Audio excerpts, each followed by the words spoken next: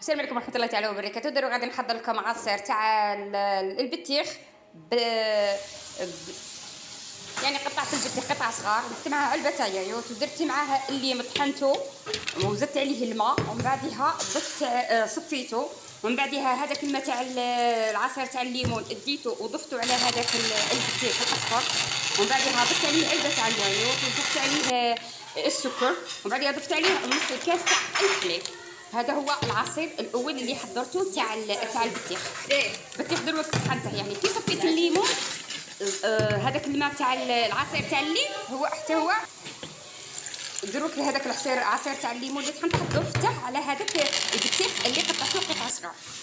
بعدها زدت عليه العلبه تاع اليايوت بنكهه البنان، بعدها زدت عليه السكر، بعدها زدت عليه نص الكاس تاع الحليب. هذيك العلبه تاع الثاني درت فيه والعصير الثاني